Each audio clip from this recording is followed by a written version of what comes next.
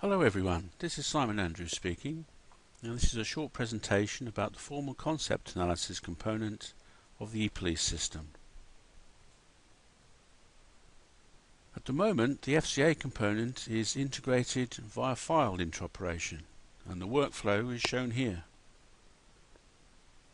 It starts with the SAS document repository, where all documents from the crawlers are stored as homogeneous XML files. The various XML tags allow structured data to be produced in CSV format using the tags as data fields. This structured data is then converted into a form suitable for FCA called a formal context. This is a process of converting many valued data into Boolean form. Each data value becomes a true or false value in the formal context. The file format for a formal context is called CXT, and we'll look at this process of data conversion in some more detail later on. The formal context of our data is then mined to obtain threat concepts. A threat concept is a group of information sources that have the same location and the same organized crime indicators. Thus, the greater the number of sources, the greater the corroboration and thus the credibility of the threat. The threat concepts are produced in JSON format to make them compatible with the map-based visualization component of the e-police system. Here is an example of a SAS XML doc. Most of the XML tags are found after the main body of the text. Tags such as location, person, and organization are examples of standard named entity lists used in typical SAS applications. Drug reference, however, is an example of a custom-built entity list, in this case a list of all possible references to drugs that might be found within the main body of the text.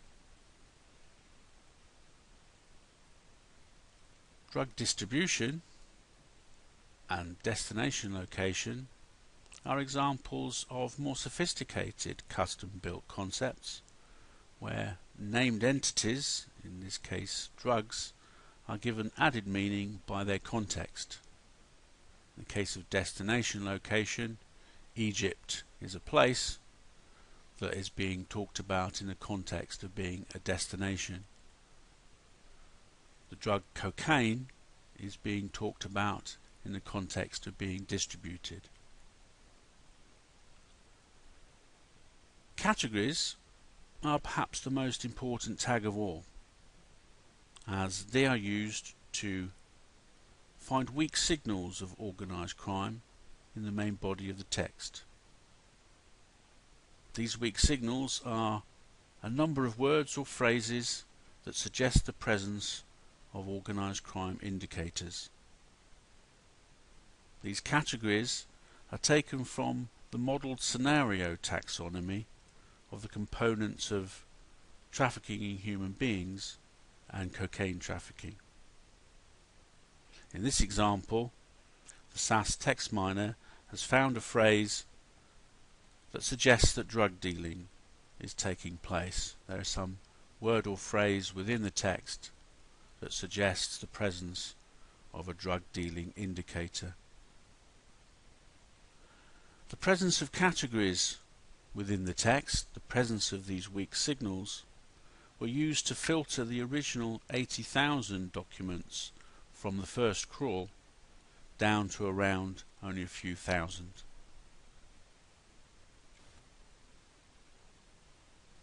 This is the structured data obtained from the XML tags. Each original document has been given a unique ID code. And you can see the various data fields obtained from the XML tags are now column headings in our data table.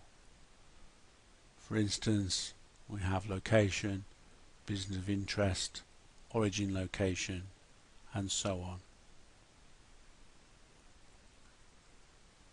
categories have now been separated out from their taxonomy path name form into individual categories of indicators. So for example, we have human trafficking indicators, there may be victim indicators or supply indicators, we have pestle indicators, we have political indicators, economic indicators, and so on. We now wish to convert our many-valued structured data into Boolean structured data, a form suitable for formal concept analysis. And to do this conversion we use a tool called FCA Bedrock. FCA Bedrock parses the input data file to determine all the data fields and all the possible values for each of those data fields. I will ask FCA Bedrock to read our crawl structured data. It will auto detect all of the data fields and all of the possible values. It's detected what it thinks is a date field and is asking if I wish to produce date ranges. I will say no to this so that every date in the data becomes an individual Boolean data field. FCA Bedrock has quickly parsed the data and it has detected 16 data fields, the columns in our structured data table, and it calls these data fields attributes. It has detected all of the possible values for each of these data fields and it calls these values categories. So for example, for date you can see that it's detected 245 dates in the data table. For location it has detected 533 different locations in the data table. Notice that there are 5,093 objects detected, and these are the individual original information sources. FCA Bedrock can now create and output a formal context based on this structured data. So I will give it a name. I will call it crawl and click OK, and it will convert this many valued data into Boolean data. It's also asking if I wish to save a Bedrock file for this data, which is basically a set of metadata or schema for the conversion. I will say no.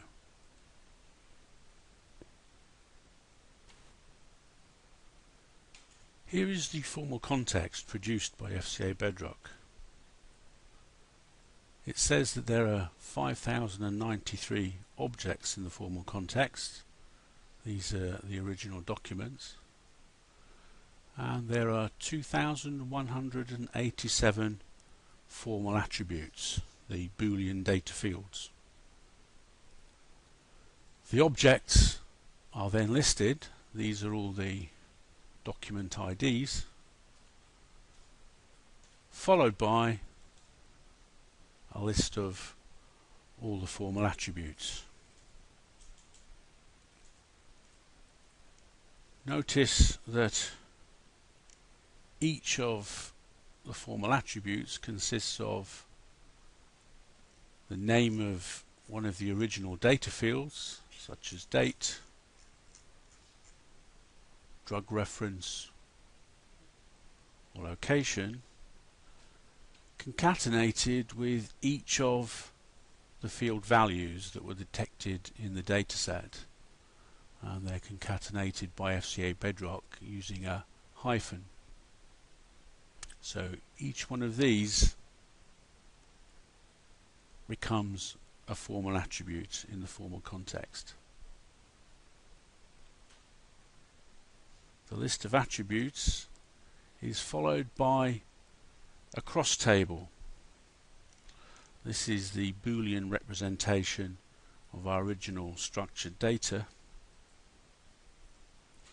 Each of the rows corresponds to one of our objects, one of our original documents, and each of the columns corresponds to a formal attribute.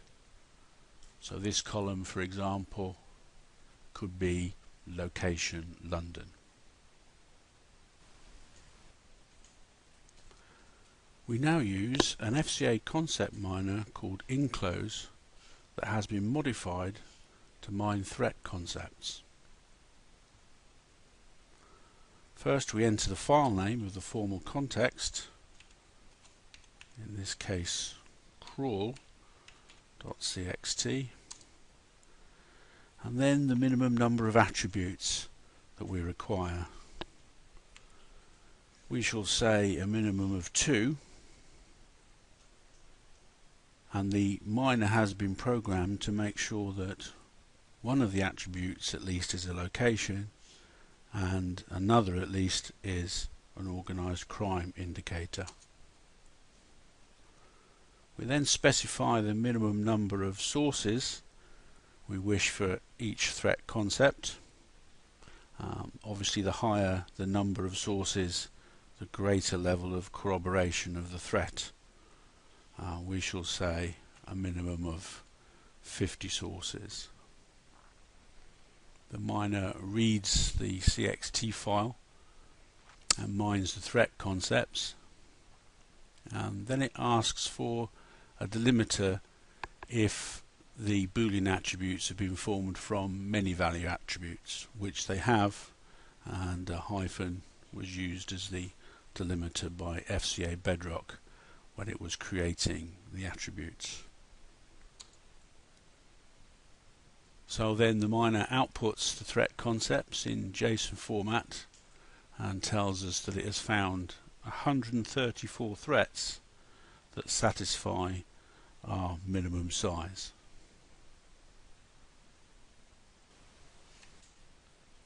Here is the file containing the threat concepts in JSON format. Each threat has been given an ID, and the attributes are formed from the original field names in the structured data and their values.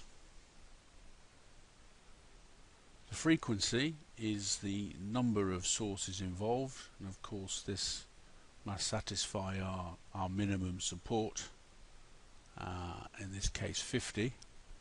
So these will all be threat concepts with at least 50 corroborating sources. This threat concept, for example, has 290 corroborating sources, and each of the document IDs are listed separately. This particular threat concept is talking about San Tome, where human trafficking indicators have been detected. We then input those JSON concepts into our map-based visualization in ePolice, and here we are showing only a small selection of those threat concepts.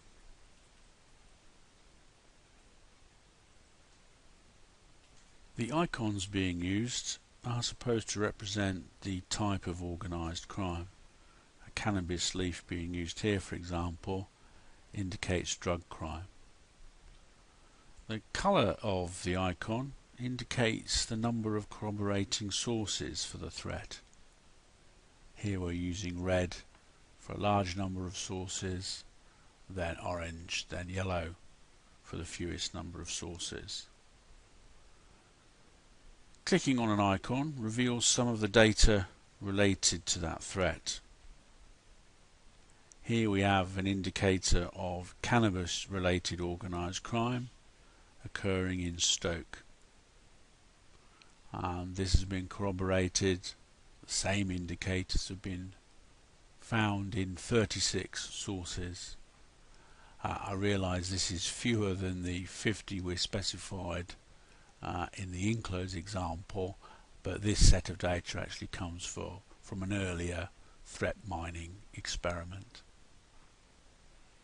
As well as showing the number of sources, we list all the source IDs of the original documents. One of the things we'd like to add in future is a link back from these IDs to the original sources. Something else we'd like to add is a link between related threats, where, for example, we have the same indicators and the same attributes but two different locations. We would like to show this by putting a line in between the two locations on the map so that we may indicate linked organised criminal activity. Anyway, that's the end of the formal concept analysis presentation from Sheffield Hallam University. Thank you very much for listening.